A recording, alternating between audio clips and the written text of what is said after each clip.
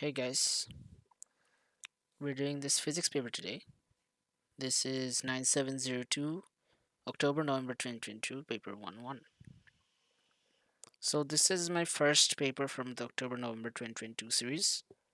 I plan to do the chemistry paper 1 variants, the bio paper 1 variants, as well as paper 2 and 4 and paper 5 soon.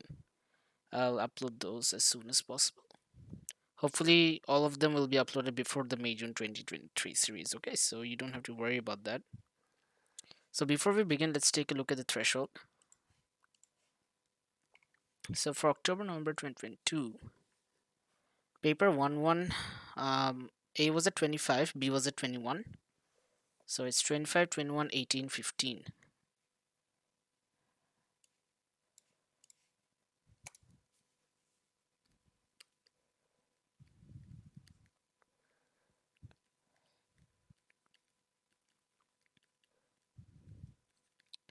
A was at 25, B was at 21, C was at 18, D was at 15, and E was at 13. Paper 1-2 was the hardest out of all of them, as it seems, while paper 1-3 was the easiest. E was at 13. Okay. So yeah, overall it was an average paper. It's usually A is usually at 25. So A star would probably be at around 29 or 30. Okay, according to this specific threshold. So just to be safe, you can assume that A star is usually at 32 to 34, usually. So let's begin.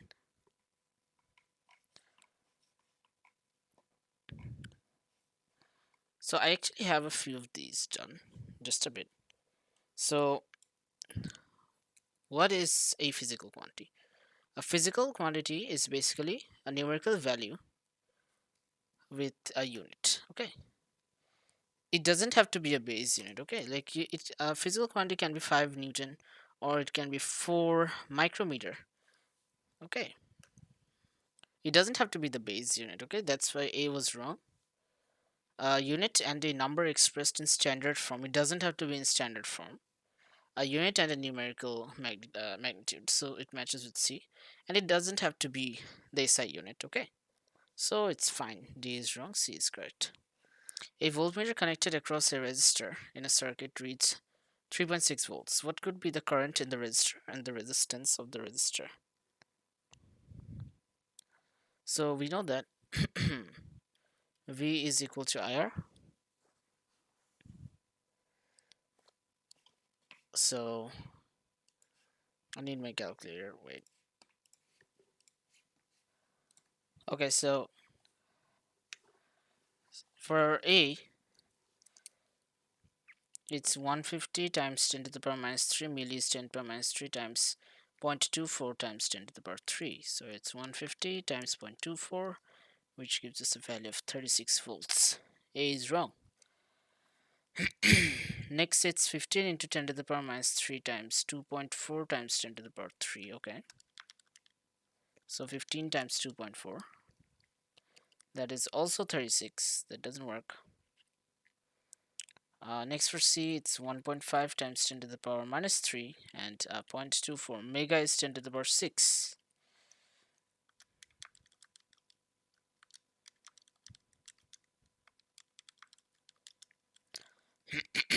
That's 360. That isn't working as well. So it has to be D, of course. So that's 15 microamps. 15 into 10 to the power minus 6 times 240 times 10 to the power 3.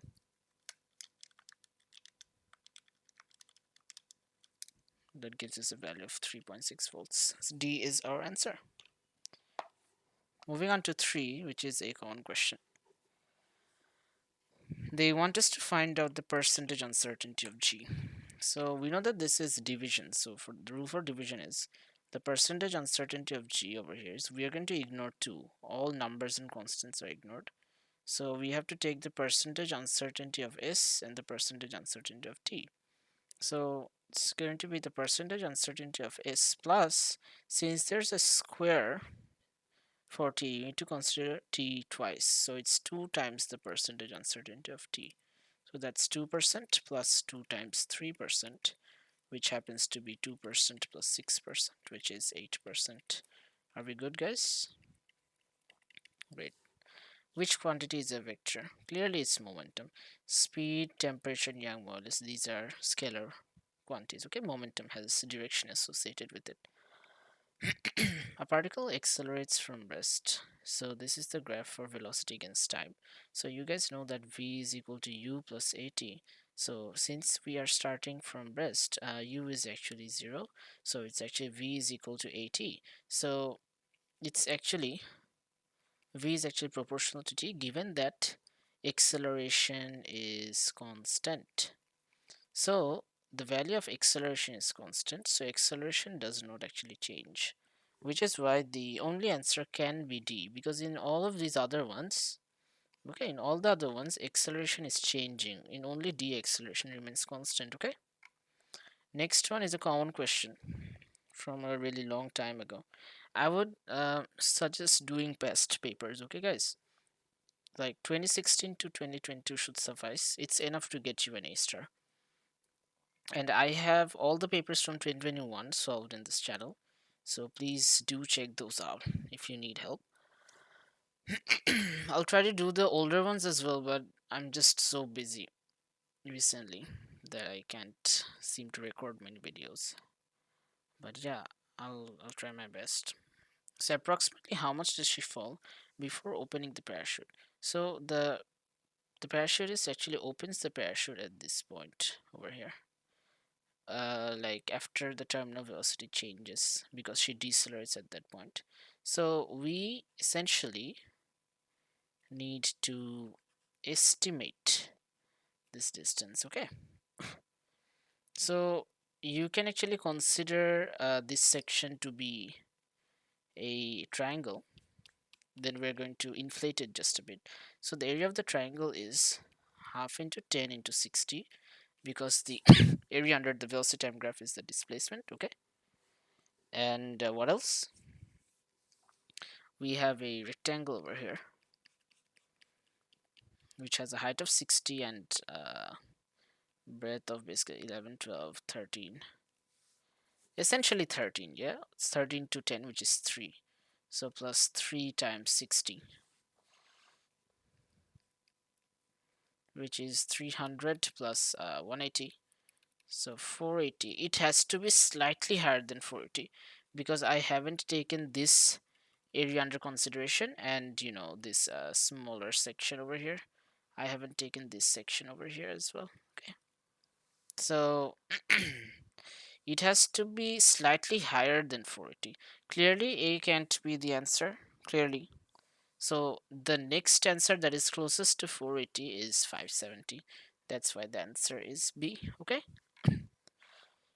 so what is the definition of linear momentum? So we know that P is equal to mv, is the product of mass and velocity. Okay, 8.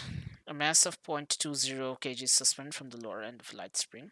Second mass of 0.1 is suspended from the first mass by a thread. The arrangement is to come into static equilibrium, and then the thread is cut. Interesting question. So at first the system is at rest. That means the net force is 0. That means since this object has a weight of, you know, 0.1 times 9.81. Clearly, the thread also has a tension of 0.1 times 9.81. Okay, you guys need to understand that. And it's keeping the system in rest. So what's the value of the tension that's keeping the object below at rest? It's 0.1 times 9.81, which happens to be 0.981 Newton. Okay, so how does the theory work? When you cut this mass goes down. Okay, it falls down, but the tension exists transiently. It's just there for a brief moment. Could I clarify? It will disappear soon because the thread will become slack, but for a brief moment it's taut. So what will this extra force do? Beforehand it was actually keeping the 0.1 kg at rest, but now what will it do?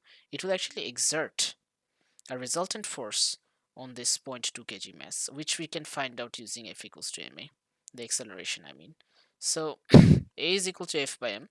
This extra tension will actually cause the force on that mass of 0.20 kg. So let's try doing that.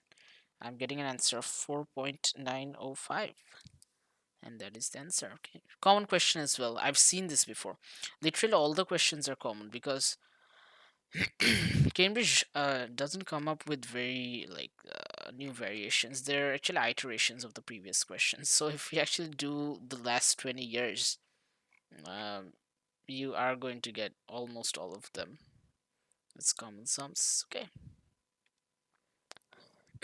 A snowflake and a raindrop are in still air. They both fall from rest at the same time and from the same height, far above the ground. The snowflake and raindrop contain the same mass of water. Assume that there is no evaporation or melting. Also assume that for a given speed, the drag force acting on the snowflake is greater than the drag force acting on the raindrop. Okay, so snowflake, raindrop.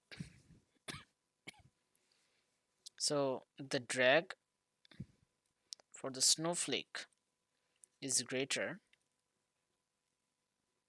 than the for the snowflake is greater than the raindrop, but they have the same weight because they have the same mass. So remember, the greater the drag or the air resistance, the faster you reach terminal velocity. So since the snowflake has greater drag than the raindrop, it actually reaches terminal vel faster. However, since the raindrop has a smaller drag force, it takes more time to reach terminal velocity. The raindrop takes more time than the snowflake to reach terminal velocity. A is correct. Now, about reaching the same terminal velocity, we don't know. We're not sure. Obviously, the raindrop will have a greater speed because it takes more time to reach terminal velocity. The raindrop takes more time than the snowflake to reach the ground.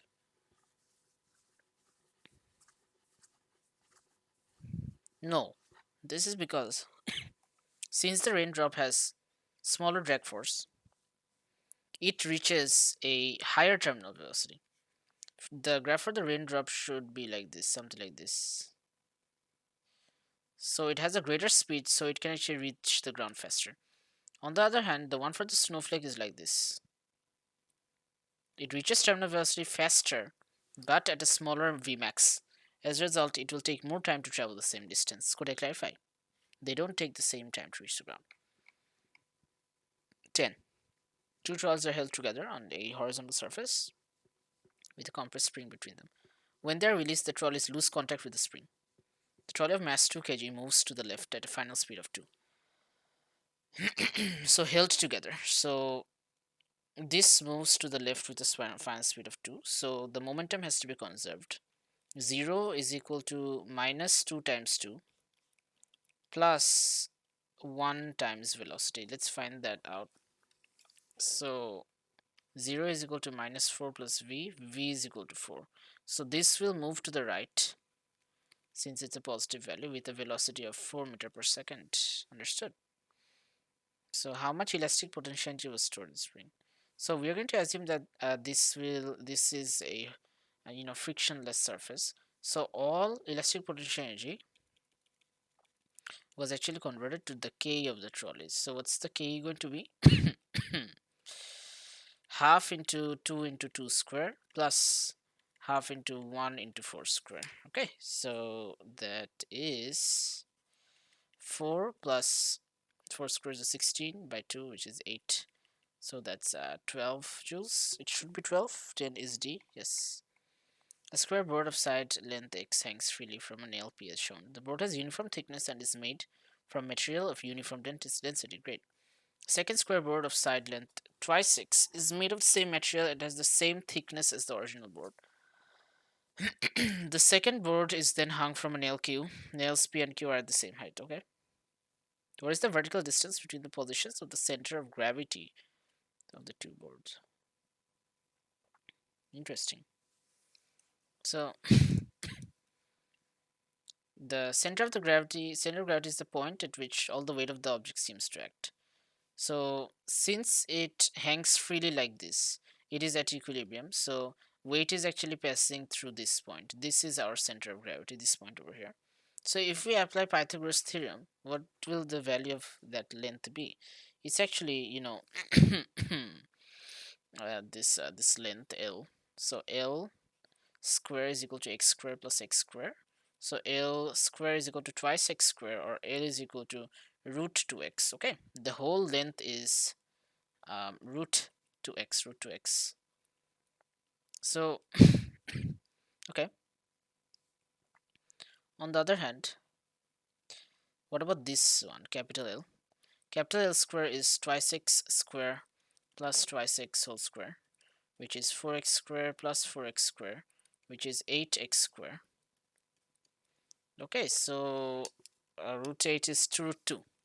L is 2 root 2x. Okay, is that fine? Awesome. So this is 2 root 2x. How is this even a physics sum? This looks like geometry or something. Okay, so basically, we need to find out the difference in length. Could I clarify the difference between these two lengths? The vertical distance between the positions. Okay, so since the whole length is root 2, half of it will be root 2 by 2x, and in this case it's going to be, 2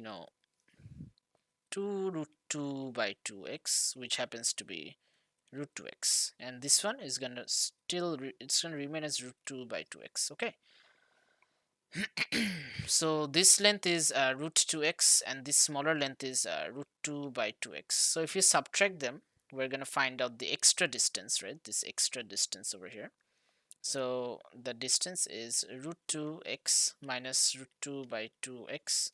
So using your calculator, just do that, root 2 minus root 2 by 2, which gives me an answer of root 2 by 2x. Okay, so your calculator is going to write it like this. This answer B is basically the same, because in math we can't have surd form beneath. So this is actually x times root 2 divided by root 2 into root 2, a rationalization. So root 2 by 2x essentially. So yeah, B is the answer. Get it? Okay, that's all. So for 12, the forces act in the same plane. Which one is in equilibrium? The answer is A. So I'm going to exclude C. Why? Because for equilibrium, net force and net moment have to be 0. So here net force is not 0. Here it's 2F above and F below, so that's gone. All the others have net force 0, but B is wrong. Why? Because if you consider this to be the pivot, these two forces don't provide any moment, but this one and this force, they're actually acting as a couple, so it will cause the object to rotate anti-clockwise. Okay, now if you consider this to be the pivot, this and this actually cancel out. Okay, that's great, but this actually causes a anti-clockwise moment. Clear? So D can't be the answer. It's A, because net force is 0, half F plus half F is equal to F, and these two are actually cancelling out the moment, and F does not provide a moment about the pivot. Okay. 13. A rigid rod XY has negligible mass and length 75 centimeter. The rod is suspended from fixed point P by a string attached to index. By the way, if the video is too fast, you can slow it down. I try to do the papers as fast as possible, because I don't really want to waste your time. There are other channels which have much longer explanations, but I just want to get the work done as fast as I can. Okay, to save your time as well as mine. All right. But if you do have questions, please comment below. I'll try to give you an explanation when I get the free time. Anyway, the rod is suspended from a fixed point P by a string attached at end X.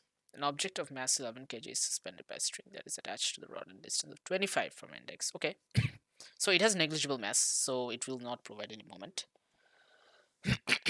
Which vertical upward force acting on end Y of the rod would hold the rod horizontally in equilibrium? Okay, cool. So to be in equilibrium, the net force and moment have to be 0. So we can consider point P to be our moment, pivot, I mean. So this one is actually providing a clockwise moment. So here y has to provide an anti-clockwise moment. So we can basically say that the anti-clockwise moment is going to be 11 times 9.81 times 0.25 meters is equal to 0.75 meters times the force at y. Okay, let's do this. 11 times 9.81 times 0.25 by 0.75. So I'm getting a value of 35.97, which is rounded off to 36. All right, let's see. 14. The density of water is 1 gram per cm cube and the density of glycerin is 1.3 gram per cm cube. Water is added to a measuring cylinder containing 40 cm cube of glycerin, so the density of the mixture is 1.1 gram per cm cube. Assume that the mixing process does not change the total volume of the liquid. What is the volume of water added? Okay, so essentially this is the process. We had 40 cm cube of glycerin in the beginning, so 40 divided by the total volume. Okay, what is the total volume exactly? The total volume is the volume of glycerin as well as the volume of water added. So the total volume can be written as 40 plus volume of water added times 1.3. This is the density of glycerin plus the volume of water added divided by the total uh, volume times the density of water itself will give us a total density of 1.1. This is the general formula, and this is a very common question that you guys have to face. Okay, it's basically this is how density works. It is found as a fraction of the total volume and then multiplying the density itself. Okay, so let's try to do this. 40 times 1.3 gives us a value of 52 divided by 40 plus volume of water. Let's just call it V. I'm tired of writing BW. Plus V divided by 40 plus V is equal to 1.1. So after LCM, 52 plus V divided by 40 plus V is equal to 1.1. After cross multiplication, 1.1 times 40 is 44. So 52 plus V is equal to 44 plus 1.1 V, or 52 minus 44 is 8. 8 is equal to 0.1 V. So 8 by 0.1 is 80. V has to be 80 cm cube for sure. 14 is D. Great. 15. A box in the shape of a cube falls from a ship into the sea. The box lands with its lower face level with the surface of the sea. The box begins to sink, becomes totally submerged, and then sinks deeper into the sea. You guys need to understand that when you're fully submerged, the upthrust doesn't change anymore. Okay, after a certain depth, it doesn't change anymore. Could I clarify? So, which graph best represents the variation of the upthrust acting on the box with the depth of its lower face below the surface of the sea? So, they're talking about this lower face over here. So, at one point, it will become constant. So, B can't be the answer, okay? Because when it's midway in, like I'm talking about this situation, when it's midway inside the water, like this, half of it is out, some of it is inside the water. Okay, only this part that's submerged will feel the upthrust. So it actually feels the full upthrust when it's fully submerged. It feels a no upthrust here, but here it feels some upthrust. It can't be A either, because in A it's showing that it's continuously increasing, but no, at some point it's gonna stop. Okay, and you know how it increases. The formula for upthrust is V rho G. So rho is the density of the seawater, G is the acceleration of free fall. Volume, the volume will change linearly. Okay, as a result, the answer is C. It can't be D because it is not a curve. Okay, it actually changes linearly. Please remember this. Very important question. I like this one. Spring is compressed by a mass as shown. Which statement describes the changes to the energy of the spring when it is compressed by the mass? Okay, so you guys need to understand that as the mass is pressing on the spring, it's actually going down. So It obviously gains elastic potential energy since it's being compressed. So it has to gain elastic potential energy. Okay. So gains loses both GP and elastic. C is wrong.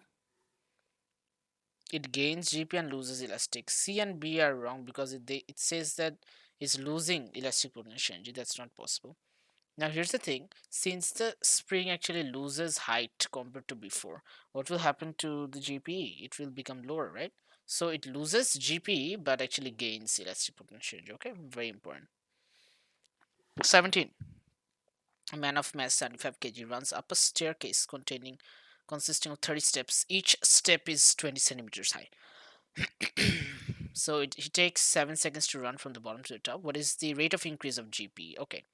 So let's find out the GP first. It's going to be 20 into 10 power minus 2 times 30. That's the height.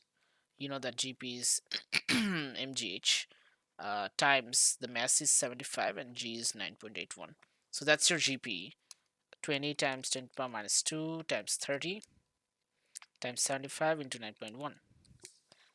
4414.5. So power is equal to this work done by time 7 divided by 7, you're gonna get an answer of 630 watts. My answer is C. This paper felt very easy, honestly. I haven't found a hard sum yet. Okay. An alpha particle has 2.2 into 10 power minus 30 joules of K. What is the speed of this alpha particle? Okay, great. So we know that Ke is half mv square. An alpha particle is a helium nucleus. So it has a mass of 4u and a charge of 2e.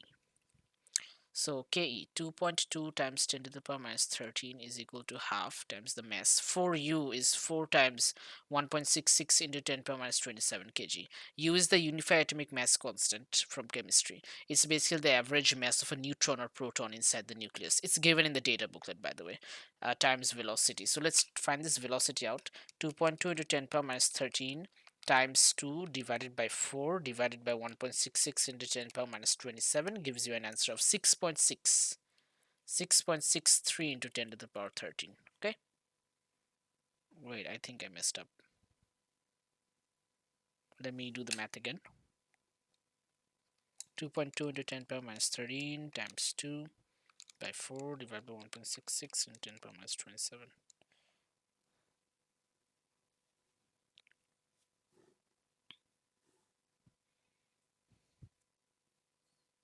Sorry, it's a v square, right? I have to root over this, my bad. Root over answer gives me a value of v is equal to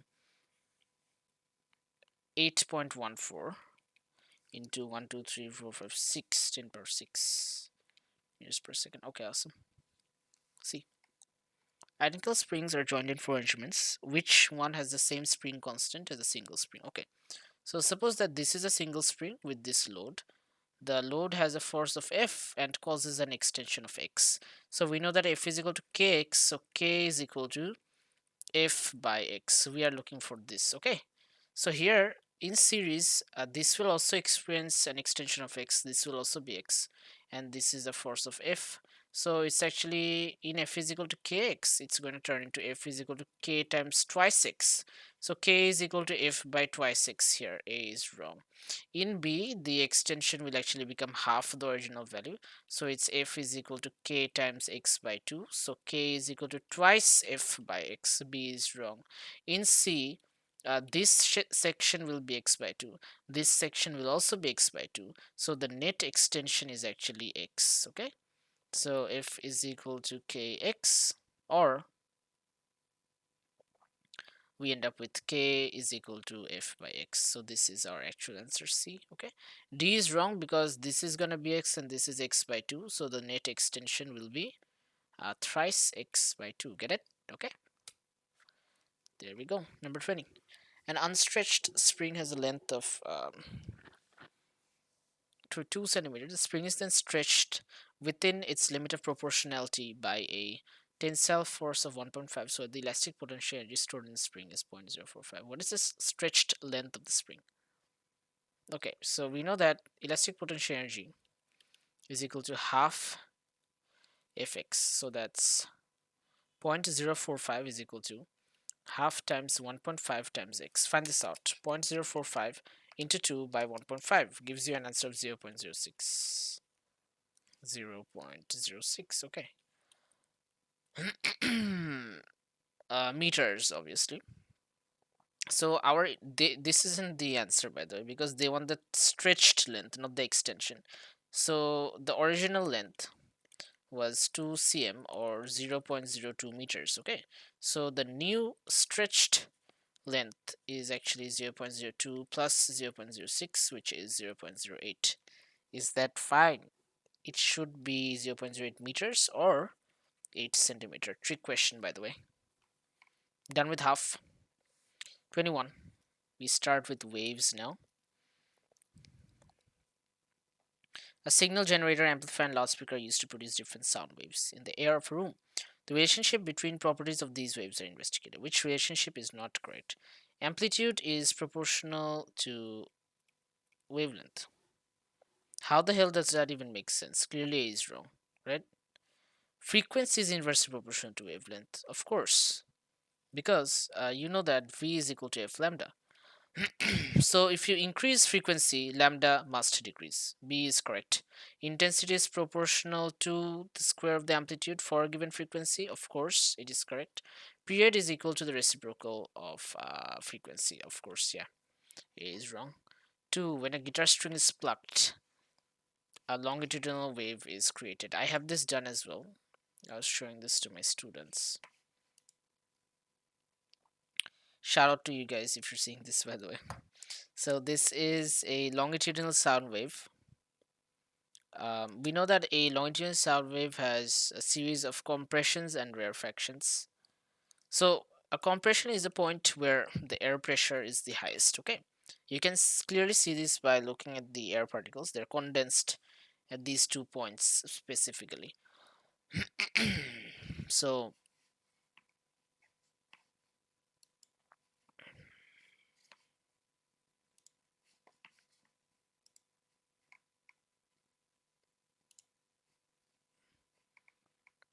at 0 meters, okay, and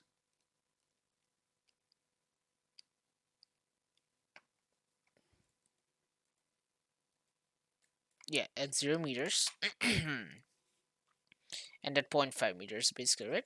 So your goal is to understand that you have a compression here, rarefaction here, compression here, rarefaction here, compression again there. So you guys got to figure out that the compression is located at 0.5 and 0.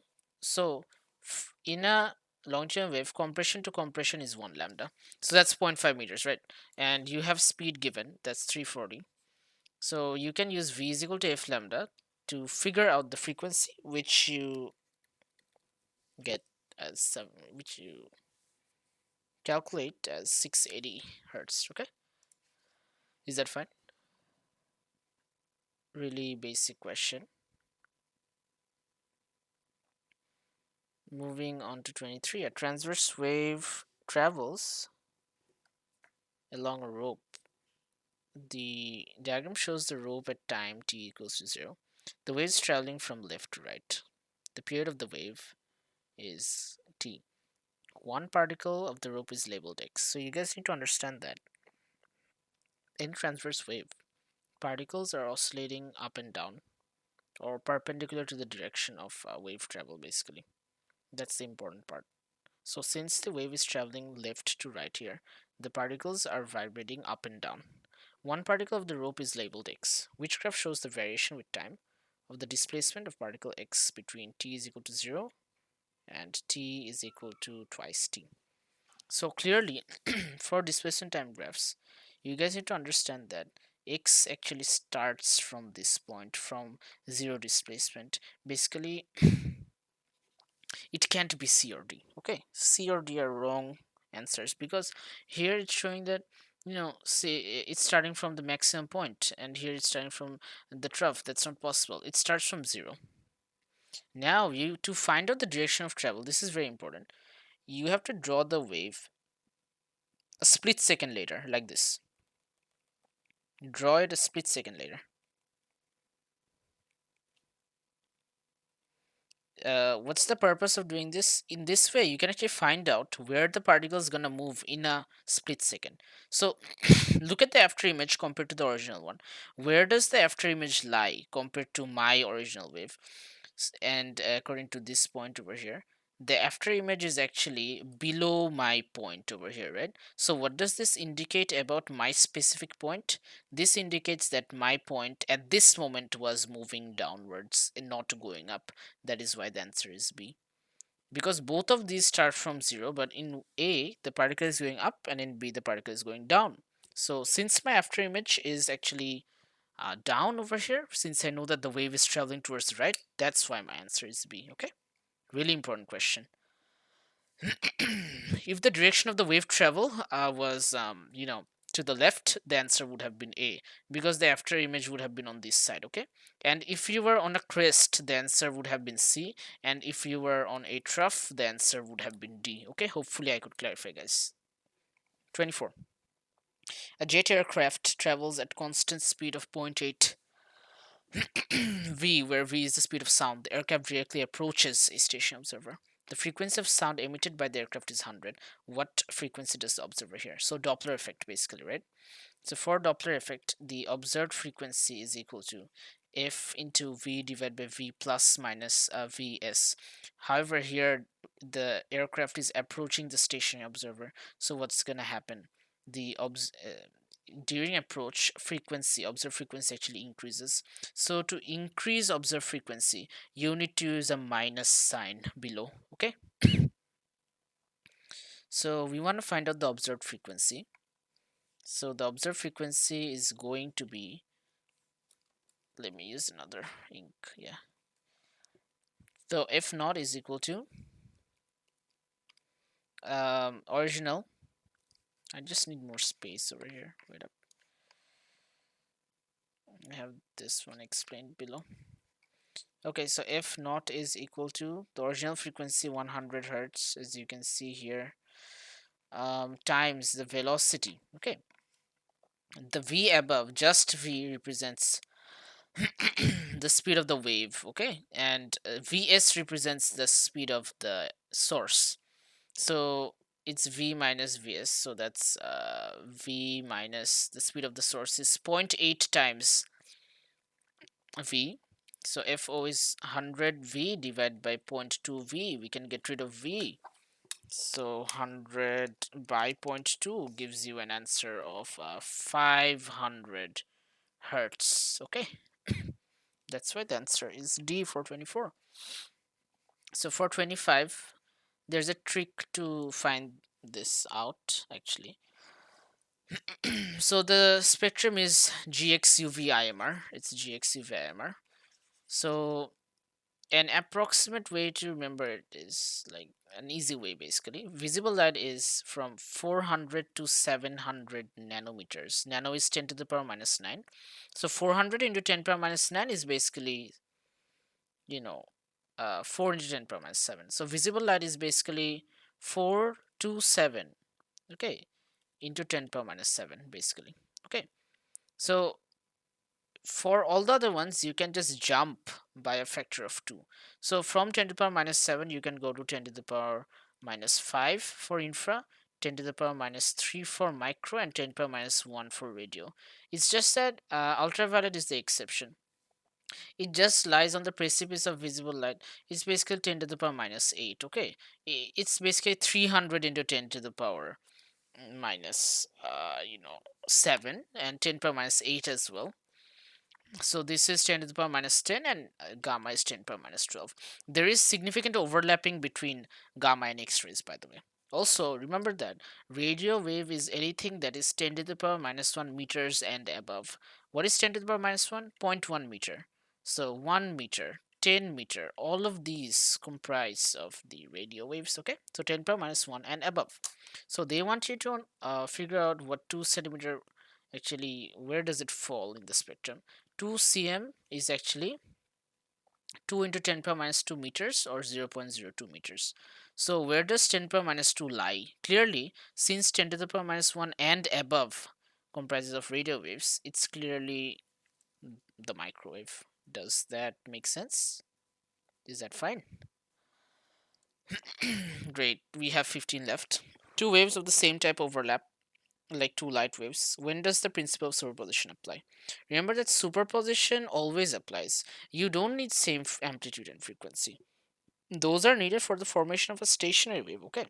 But basically, the this basically always applies. Okay, this was a trick question. These are the conditions for a station wave. Okay, for 27, as you can see, a stationary sound wave is formed in a tube of length L that is closed at one end. The diagram shows the positions of the antinodes of the stationary waves. Which graph shows the variation of the amplitude A of the sound wave with distance x measured from the closed end? Okay, so you guys got to understand something that at nodes there is actually no amplitude, and at antinodes there is max amplitude. So here C and D are clearly wrong. The reason being, here it's showing that we are having four nodes, but that's not possible. It's literally shown in the diagram that you have two nodes. Okay, so you're going to have 2 points of zero amplitude. Next, so in adjacent loops the particles actually vibrate antiphase. What does this mean? When this part exists, this lower part exists on the other side. So if this particle is going down, this particle is vibrating up. Okay, but since this is a longitudinal wave, the particles are oscillating along the direction of energy transfer. So if this particle is vibrating towards the right, this particle over here will vibrate to the left. But that's the amplitude, that's the displacement, okay, not the amplitude. In this particular question, they asked you about the amplitude, okay, which is why the answer will be A. If it was displacement against a distance, the answer would have been B. But in the context of this question, a is the correct answer because amplitude doesn't really have any direction. It's literally the maximum displacement from the mean position, okay? It has no sign. Amplitude isn't a vector quantity, while displacement is, okay? So this was actually a trick question, okay? Moving on to 28. This is a question on diffraction. Remember, to increase the angle of diffraction, we do two things. You can decrease the width of the slit, you can increase the wavelength, or decrease the frequency. So they asked you what would happen if the frequency of the wave is halved. So if you decrease frequency, if you halve it, the angle of diffraction will clearly increase. Is that fine? Awesome. 29. Observable interference fringes are produced using light from a double slit. So the intensity of the light emerging from each slit is initially the same. Okay, so you can imagine this scenario as an arbitrary value of 2 is passing through both slits, intensity of light 2. So 2 plus 2 is 4 for the bright areas, and 2 minus 2 is 0 for the dark areas. Now what happened? The intensity of light emerging from one of the slits is now reduced. So the 2 turns into 1. So what happened to the bright area? 1 plus 2 is 3, and dark area 2 minus 1 is 1. So what happened to the bright area? It turned from 4 to 3, so the bright areas become darker, and the dark area went from 0 to 1, so the dark areas become brighter. See if that makes sense. You need to learn all the combinations, okay? I'll try to make a table for you guys to show you all the combinations. I'll make one in the next video if that's fine with you guys, okay? Let's move on to the next one, 30. Here we're dealing with a diffraction grading. So we got to use the formula d sine theta equals to n lambda. So basically the grading has 4 into 10 power 5 lines per meter. So this value is actually capital N, which is the number of lines, number of slits per meter. So the formula for small d is 1 by capital N. Okay, so let's find that out first as 1 divided by 4.00 into 10 power 5. So we know that d sine theta is equal to n lambda. So how do we solve this? They want the angle between the second order maximum, okay, and the incident beam, this incident beam, and the second order maximum. Okay, so let's do this. So d sine theta equals to n lambda, 1 divided by 4.00 into 10 to the power 5 times sine theta. is equal to, since they said the second order, we have to use a value of 2 over here, and lambda is 589 into 10 to the power minus 9 meters. Let's do that. 2 times 589 into 10 to the power minus 9 times 4 into 10 power 5, and sine inverse answer, wait, it's in radians. Sine inverse answer gives me a value of theta is equal to 28.1 degrees. So I'm going to go with C. 30 is C, okay? So 21 to 30 was waves. I think 31 to 37 is electricity. Let's do this. Last 10 MCQs. Let's hurry. So the length of RS has circular cross-section area length. At end R of the wire, the cross-section area is A. At end S, it's A by 2. Charge Q takes time T to pass through end R of the wire. There is constant electric current. How much charge will pass through end S in a time interval of T by 4? Interesting. So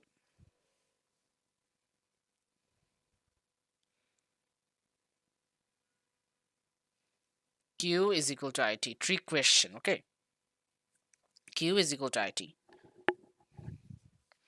So this wire is basically a wire that's in series. Okay, it's basically a wire that is in series. So in series, you know that one value doesn't change, that's current. Current remains constant. And I is basically Q by T, right? I is equal to NAVQ. That is true. That is also another factor. So if area decreases, current is supposed to decrease logically. But this wire is basically a length of wire has current passing through it. Okay, so it's not like if area decreases by 2, the current will also halve or something. Okay, they were trying to trick you. Because the key word here was there's constant electric current in the whole wire. So since I is the rate of flow of charge, and if charge Q takes, t seconds to pass through end R, okay, Q takes time t seconds, okay. So in t seconds, if we get Q coulombs of charge, so in t by 4 seconds, we are going to get Q by 4 coulombs of charge. Does that make sense? Which is why B is the answer. So we had to do nothing here. It was just unitary method, and it was a trick question since there's constant electric current and current is the rate of flow of charge. So area doesn't affect this actually. A power supply is connected to a component by connecting wires of total resistance 4.9. The power supply has an output power of 3.6 and a terminal PD of 12. How much thermal energy is dissipated in the connecting wires in a time of 1 hour? Great. So we can actually find out the current. How? Power has three formulas: IV, I square R, and V square by R, right? So we can write 3.6 is equal to 12 square by R. So R is 12 square divided by 3.6, which gives the value of R is equal to 40 ohms. Wait, why did I even find this out? I found out the resistance of the power supply. We don't need that. My bad. It's P is equal to IV. So 3.6 is equal to 12 times I. So I is actually equal to 3.6 by 12, which is 0.3 amperes. Okay, great. Now we want to find out the total energy in 1 hour. So energy is equal to power times time. So the power is actually I square R times time. So I square is going to be 0.3 square times R 4.9, and the time is 1 hour, which is basically, 60 minutes or 3600 seconds. Let's do this. 0.3 square times 4.9 times 3600 gives you a value of 1587.6 joules. So that's 1.6 kilojoules. Closest answer, 32C. Great. Moving on to 33. So a copper wire is to be replaced by an aluminum alloy wire of the same length and resistance. Copper has half the resistivity of the alloy. What is the ratio of the diameter? So we know that R is equal to rho L by A. So or this can be written as R is equal to rho L by pi d square by 4. So R is equal to 4. Yeah, basically that. Now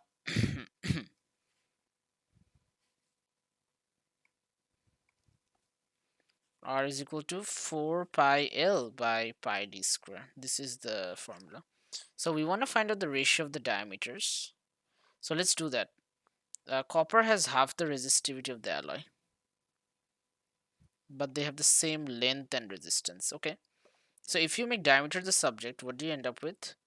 D square is equal to 4 rho L by pi R.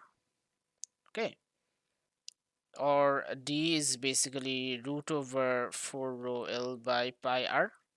So diameter of the alloy divided by diameter of the copper wire is equal to root over 4 rho L by pi R divided by root over 4 rho L by pi R. So we can actually get rid of some stuff. We can get rid of 4. They have the same length. We can get rid of L. They have the same resistance. We can get rid of R. We can also get rid of pi.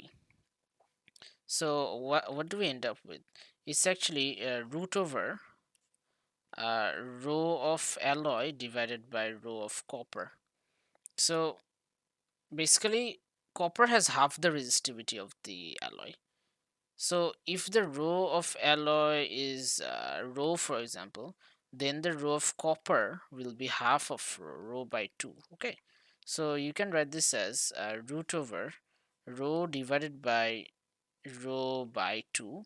So after reciprocal, we actually end up with root over 2 rho by rho. We can get rid of this. So the answer is actually root 2. Okay, so that's why I'm gonna go with 33A. Sorry about the complicated process. Maybe there was an easier way. I just found it better to do it this way. Okay, moving on. Three identical filament lamps are connected to a battery of negligible internal resistance. The filament wire in lamp Q breaks. So Q actually breaks so that it no longer conducts. Now, current will only flow through this end. So our parallel circuit over there has actually been converted to a series circuit. Okay, so they actually have the same current flowing through them. The current is the same. Okay, the current is the same through them now. Beforehand, the problem was we had three identical lamps. Okay, so let's take a look at this scenario beforehand. So suppose this had 2 ohms resistance, this had 2 ohms, this had 2 ohms. So overall, when you add these two up, the resistance of the parallel part was actually 1 ohm, because it's 1 by 2 plus 1 by 2 reciprocal, which is 1. So that's 1 ohm, and on the right that's 2 ohms. So this one would be taking up 2 by 3 times, suppose if this was a 3-volt battery, it would be taking up 2 volts. So this would be taking up 2 volts, and this would be taking up, 1 volt and 1 volt each. But now, due to the breaking of this lamp over here, and since it's a series circuit now, what has happened is that, this voltage will be split evenly between these two, and current will increase through that P. So P becomes brighter, but lamp R actually becomes dimmer. A lamp R is suffering over here. Okay, 34 is B. Great. Which ratio has the same units as EMF? So EMF is basically, guys, work done per unit charge. Okay, it's work done per unit charge, or energy transferred per unit charge. That's the definition. So 35 is C. Okay. Circuit consists of battery, voltmeter, and 5 fixed resistors. Okay, the voltmeter reading is 0. So this particular setup is called a Wheatstone bridge. When the voltmeter reading is 0, there is a crisscross relationship.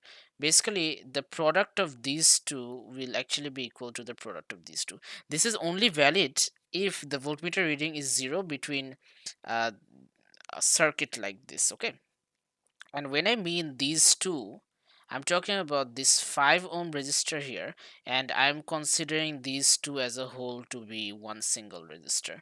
So let's try this. Let's try this combo. So 10 times 2 will actually be equal to 5 times the resistance of this whole thing. Okay, let's call this RT. Okay, So that's 10 times 2 by 5, which is 4. So RT is actually 4 ohms.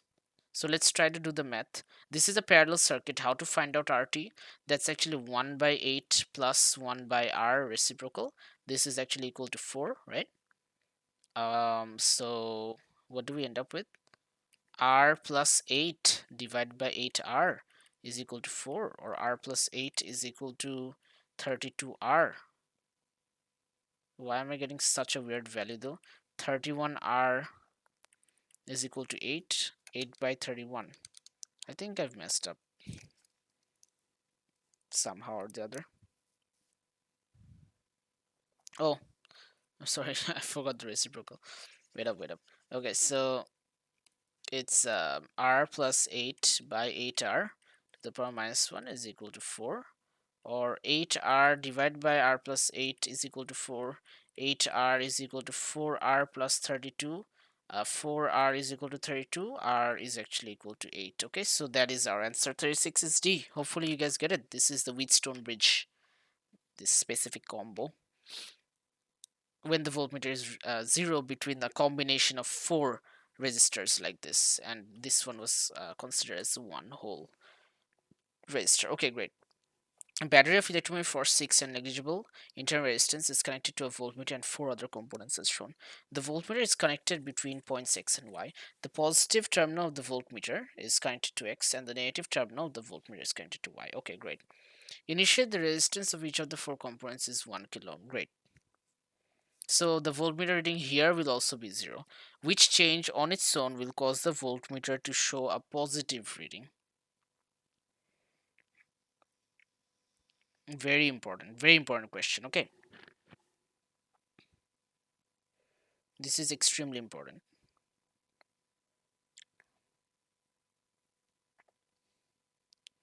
So what does this positive sign mean? I'll show you what it means basically.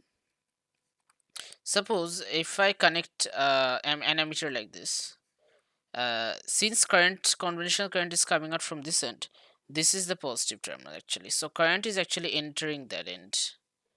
Could I clarify? So it's kind of like this. Current is actually going out from that end.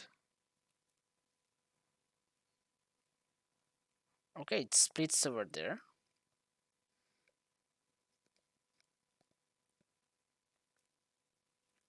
It goes like this. Like this. Okay. So currently it's like this, and since all of them have the same resistance, so it's gonna be the same. Like this is gonna get 3 volts, this is gonna get 3 volts, this is 3 volts, this is 3 volts. We say that there is no potential drop because all of them have the same, resistance of 1 kilo ohm, 1 kilo ohm, like this. So 6 volts will be equally divided between them into 3 and 3. Okay, into 3 and 3. uh because it's a parallel circuit, so they're gonna get 6 combined, they're gonna get 6 combined, and there will be no potential drop.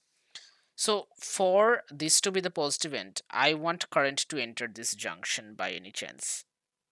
When will that happen? When will that happen, if you're wondering? If there's a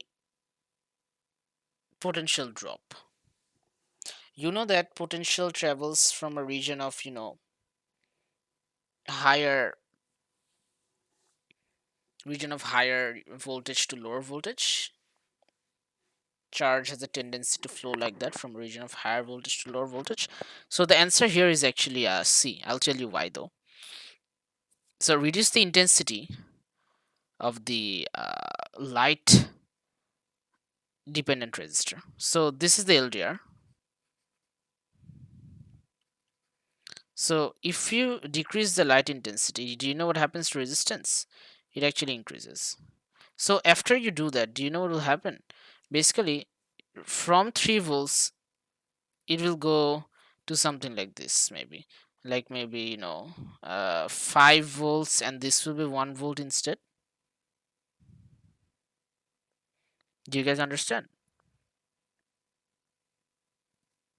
This is the scenario.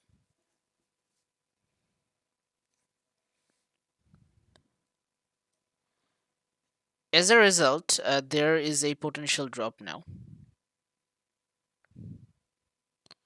Okay, there is a potential drop now. So they're saying that the voltmeter is counted between points x and y. The positive terminal of the voltmeter is counted to x, and the negative terminal of the voltmeter is counted to y. So here's the logic.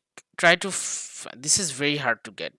So uh, the potential drop works like this. We have 6 volts over here, right? So at this junction, we have 6 volts. Okay, what does that mean? That at the beginning of this, we have 6 volts available here and 6 volts also available here. Okay, at the start, before we go down.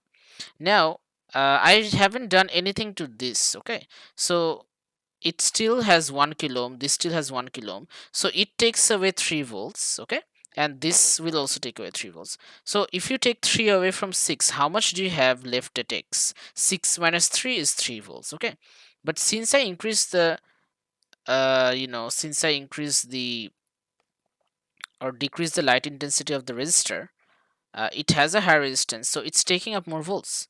So at y, I'm actually at a deficit. 6 minus 5 is 1 volt only. So look, doesn't point x have a higher potential than point y? That is why current has a tendency to flow down like this. That's the logic behind this. This was a really hard MCQ. Okay, this was probably the hardest MCQ in the whole paper. This actually tested your ability. And there was one trick question about the stationary wave amplitude thing. Okay, so you need to understand this. So what about the other options though? What if you decrease the temperature of the thermistor? If you decrease the temperature of the thermistor, then the resistance of the thermistor would increase, so it would take up a higher voltage. Okay, then the scenario would be reversed. It would be like this. This is taking up 2 volts, this is taking up 4, so it would be 6 minus 2, which is 4 volts at this point. So y would be more positive, the current would flow from y to x. Okay, then we'd have a negative reading on the voltmeter. Okay, increase the resistance of the variable resistor. So if you increase the resistance of this will turn into 4 volts maybe, and this will turn into 2 volts. So the potential drop would be 4. 6 minus 4 is 2. Okay, so and this would still remain at 3 volts, right? So still,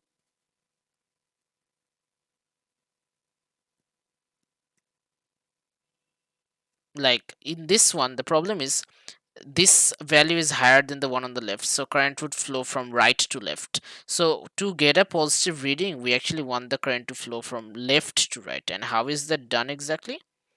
Mainly by decreasing the light intensity of the LDR.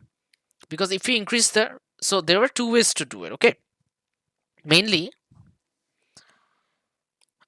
you can either increase the voltage of this component over here, that is one way, or you can decrease the voltage of this component over here. That is the only way to do this. Okay, so that is only possible for C, because look at the last option, D. Replace the fixed resistor with a 500 ohm resistor.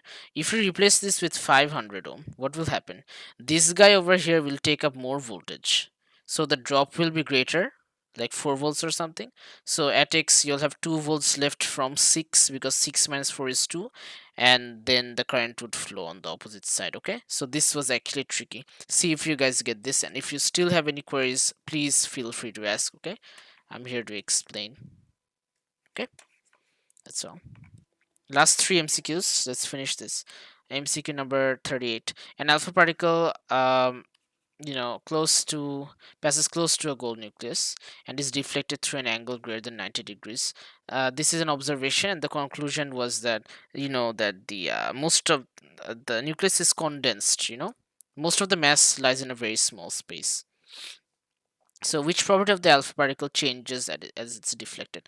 This is the nucleus and this is the alpha particle. So the alpha particle goes like this basically.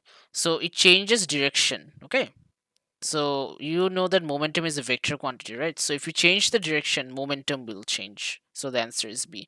Charge remains plus 2e. Nuclear number and proton number don't change because this is not a nuclear reaction. It's simply deflection due to repulsion. You experience the force, and whenever there's a rate of change of, whenever there's a force, there's a rate of change of momentum, okay? So 39 was an interesting one. Let's do this, okay? Come on. So uranium decays in stages by emitting alpha particles and beta minus particles. So when you emit alpha particles, basically, what happens is that it's like this. Mass number decreases by 4 and proton number decreases by 2. So for uranium 238, it was like this. You're losing alpha. You can either lose 8 or 16. If you lose 8 alpha particles, okay, what happens?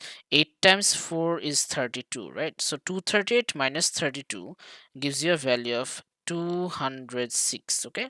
And 8 times 2 is 16. 92 minus 16, okay? 92 minus 16 is, wait up, 76. All right, that's good. So my goal was I want to match this value to lay it over here. Okay, because alpha decay is the only way we can lose mass. In beta plus or beta minus decay, mass is not lost, right? So I'm okay with 8. It can't be 16 because if it was 16, 16 times 8, I mean 16 times 4 is 64. 238 minus 64 would have been 174. Okay, that's too low. So it can't be 8 because the mass number would be too low then.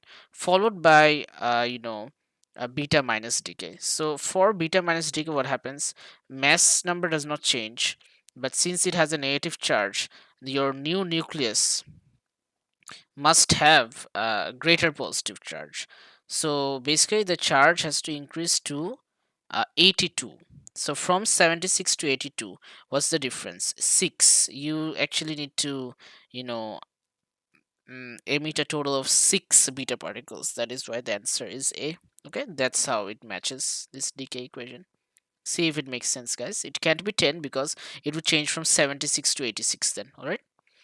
Which list contains only fundamental particles? We know that fundamental particles cannot be broken down into further parts, and they include leptons and quarks only. So an antineutron is a lepton, that's fine. Beta is a lepton, that's fine. Meson is a part of hadron. It's made up of 2 quarks, so it can't be A. Baryon is a hadron. It's made up of 3 quarks. It can't be B. In C, electron and neutron are fine, but alpha is basically a helium nucleus. Come on, that can't be a fundamental particle. In D, a lepton, of course, a quark, of course, and a positron is also a lepton, which is why 40D is the correct answer. Okay, so guys, that is all for today. Hopefully, you like the paper.